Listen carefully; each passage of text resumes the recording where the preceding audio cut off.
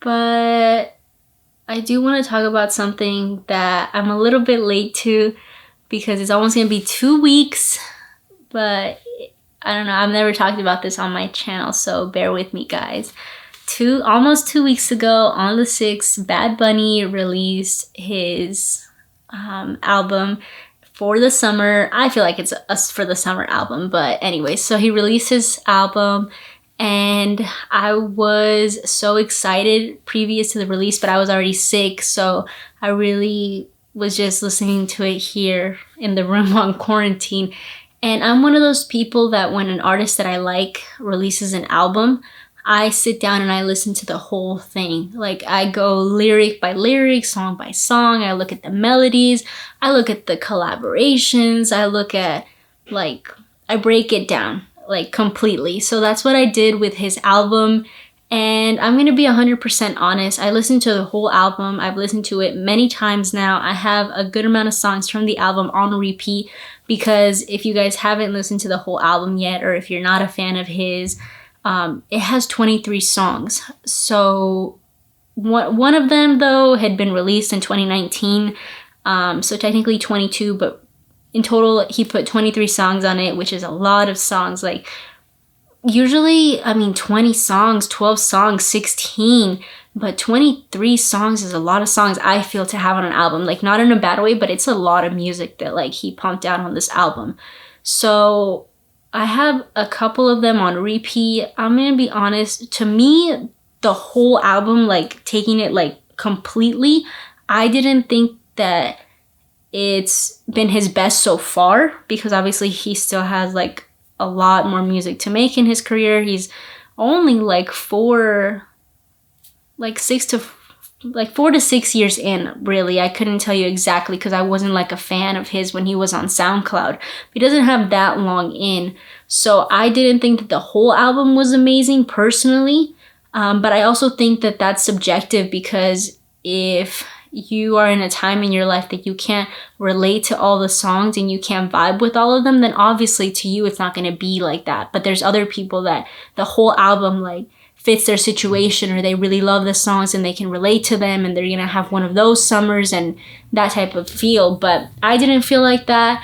There's, like, a good amount of songs. I'm gonna play some for you guys because I love them. Like, when I love a song, I do not care about having it on repeat again and again. Like, I will listen to that song on a loop all day. I don't care. Like, I love it so much. Eventually, sometimes I get myself tired about it, but in the moment, like, when the song is new and it's so good, I just listen to it again and again. And sometimes I go back and listen to old music. But if we're talking about him, like, albums that I, like, love the entire album, it was Yo hago lo que me da la gana, which translates to I do whatever the F I want. That entire album, to me, that, like, every single song on that album, I thought was amazing. And that one, curious enough, was released in February, I believe, of 2020, right before the pandemic happened, right before, like, the height of it, I guess you could say, and everything kind of shut down. So I had that album on repeat during all of the pandemic, every day on the way to work, when I would work out at home, just all the time I would listen to that whole album. So I know that whole album front to back. This one is such a different vibe. It's a vibe in itself, this whole album. Like, reggae, dembow, merengue type of beach vibe, Bad Bunny. I dig it. I'm into it. I feel like it's like music you can bump to outside of the club. You don't have to be in the club. You can be literally, like, cleaning or on a beach or on vacation, or you can use it to work out. Like, I definitely am going to work out to some of those songs now that I'm back at the gym. But it's such a vibe. I love it. I want to know what you guys thought about the album. I know I'm a little late to do this, but again, I couldn't vlog. I thought about it, you guys, but I was just so slumped here in bed. Like, both of us stuck in the room. It was not it. So I have my laptop here, and I'm gonna play my favorite song off of the album. It was really hard to choose, but just because it has this specific lyric in it that I have dedicated to my husband because I feel like it's such a good lyric. Like, sometimes you hear some lyrics, and lyrics is art, like it's poetry. Music is art in a different way, and you just really like, it resonates with you.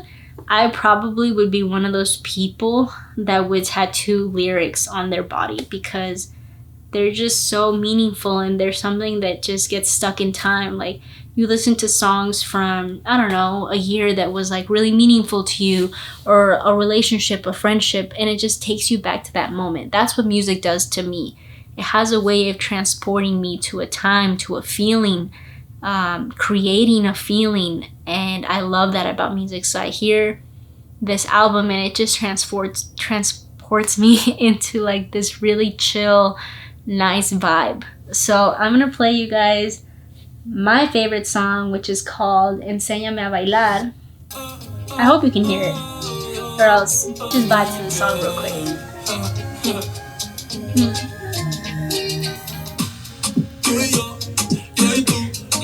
Pause really quick. He said, La noche está buena, que rico se pasa en Quisqueya, which means the night is going really great, isn't it? We spend a great time in Quisqueya. And I said I'm gonna look up Quisqueya because I imagine it's like this probably really beautiful place in Puerto Rico, but I haven't looked it up. I've never heard of that place. So together, let's look up Quisqueya. Oh, actually, I was wrong. My bad. It is not in Puerto Rico. It is a city in the Dominican Republic. And the word is a Haitian word. I hope I said that right. It's from Haiti, and it means land of high mountains, mother of the earth. So I did not know that.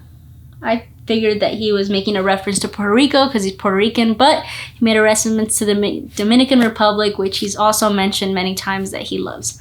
Anyways, let's listen to my favorite song on the album, and wait till my favorite part.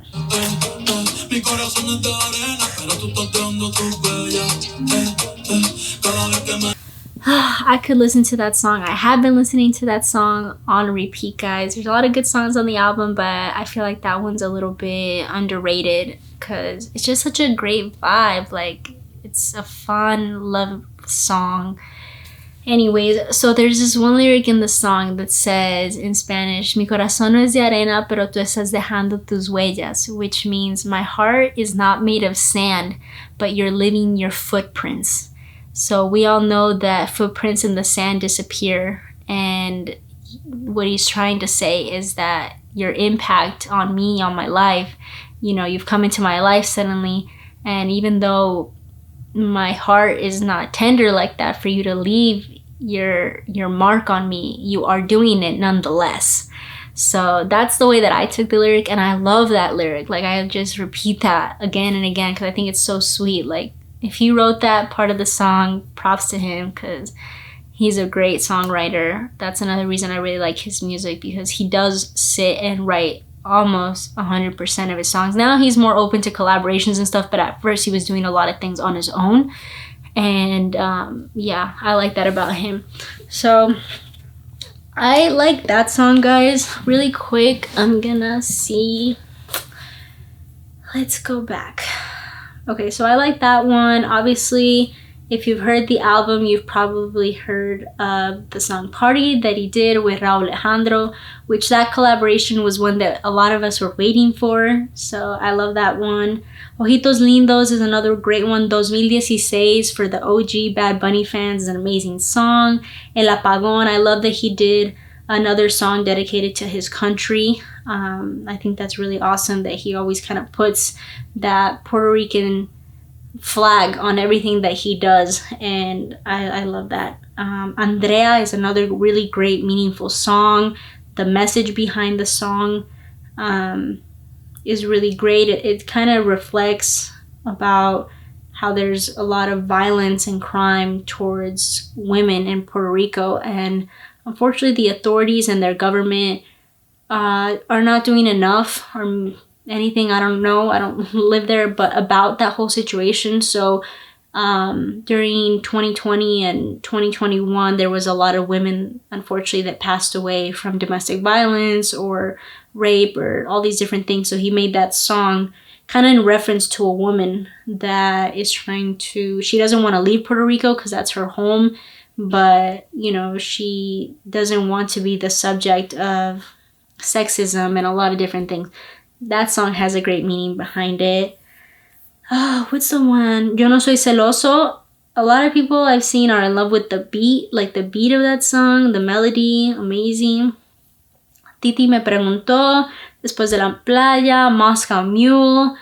Okay, so since apparently I do like a lot of the songs on here. Let me tell you one that I was not a big fan of. And it's not even that I wasn't a big fan of. I just didn't relate to it. Otro atardecer with the Marias.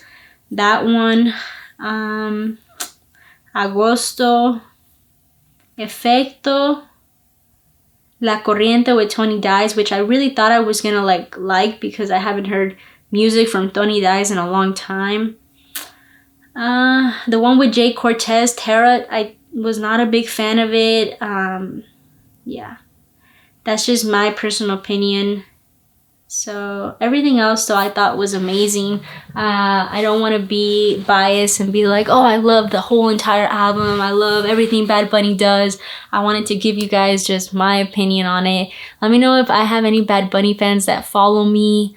I'm not like a die-hard Bad Bunny fan, but I really do love his music. It's definitely a vibe.